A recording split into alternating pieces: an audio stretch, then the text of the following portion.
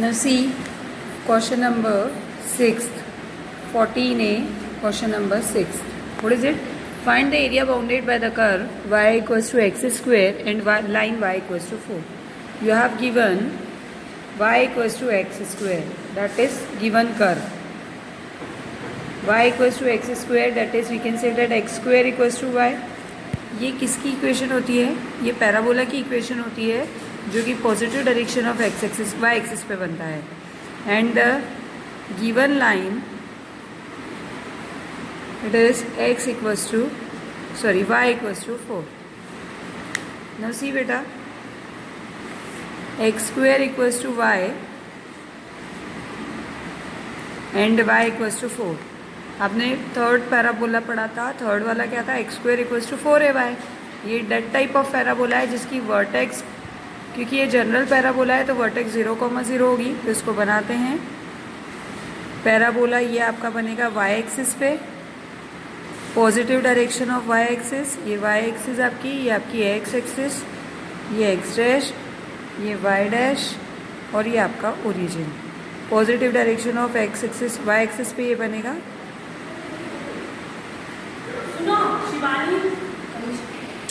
ये हमने बनाया positive direction of y axis पर.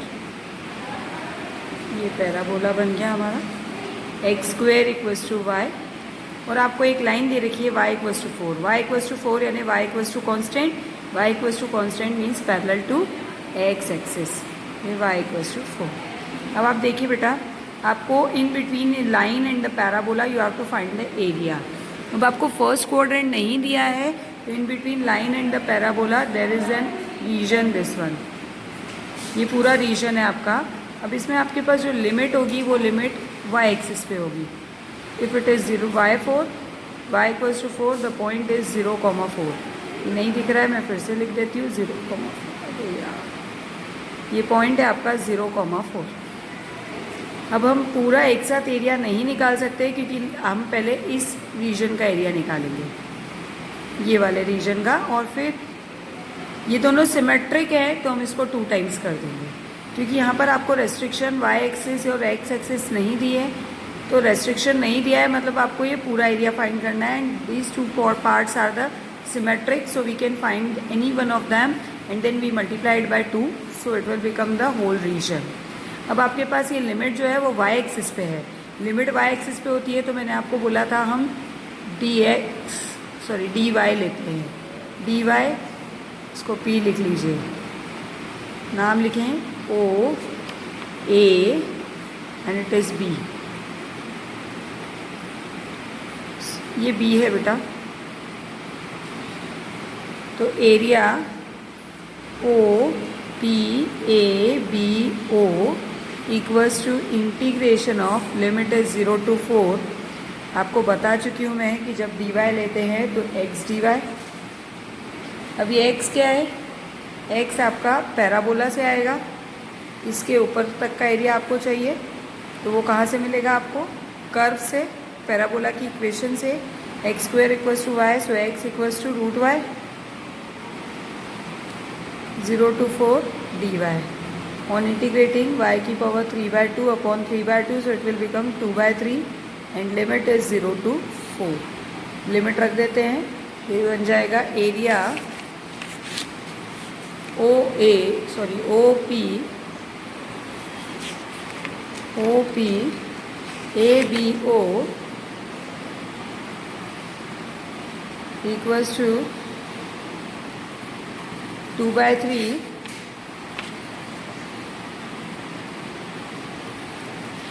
y की पावर 3/2, that means 4 की power 3/2 minus 0. So it will become 2/3. 4 की पावर 3/2 है तो उसको लिख लीजिए 2 का स्क्वायर की power 3/2. So it will become 8. 2/3 into 8.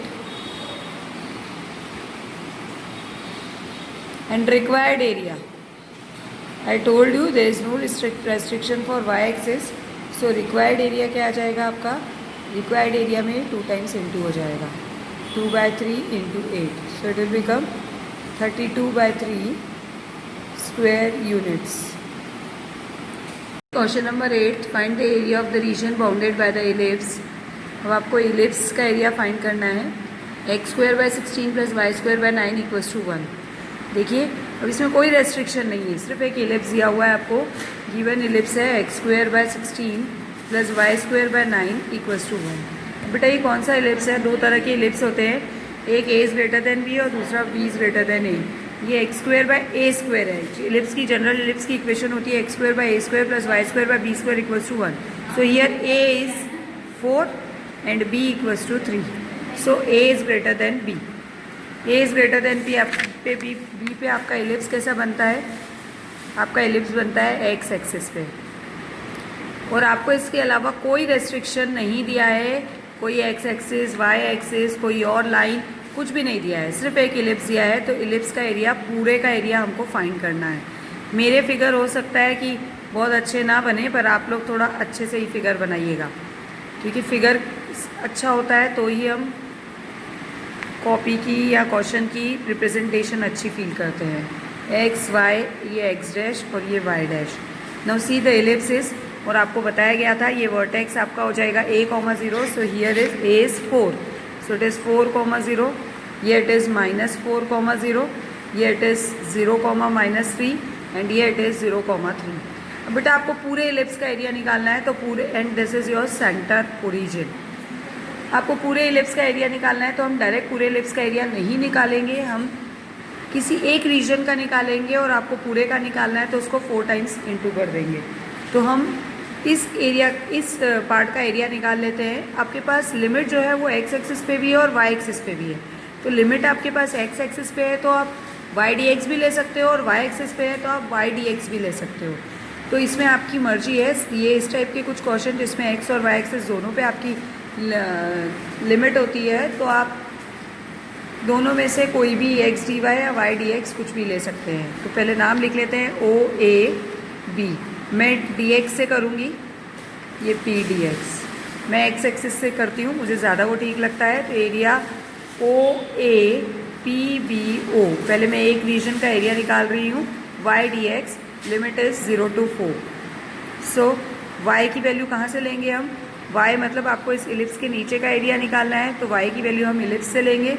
आपके पास फर्स्ट इक्वेशन है, फर्स्ट इक्वेशन आपकी इलिप्स की इक्वेशन है, यहाँ से y की वैल्यू निकालेंगे। तो देखिए ज़रा मैं यहाँ बताती हूँ आपको, y की वैल्यू होगी y² / 9 = 1 - x² / 16। सो y = 9 को भी वहाँ पहुँचा देते हैं 3। सब डायरेक्ट ही बता रही हूँ मैं, आप इसको सिंप्लीफाई कीजिएगा। 16 - x² अपॉन √ भी ऊपर ही ले लेते हैं, और नीचे हो जाएगा 4, तो ये 3/4 बाहर। तो y की वैल्यू आपकी हो जाएगी 3/4 √16 - x²। तो 0 to 4, 3/4 बाहर, √16 - x² dx। Here we apply the standard formula for that, that is a² - x²। What is it? a² - x²। a² - x² का फॉर्मूला लगाएंगे 4² - x² dx, और उसमें लिमिट रख देंगे। फटाफट कर लूँ। एरिया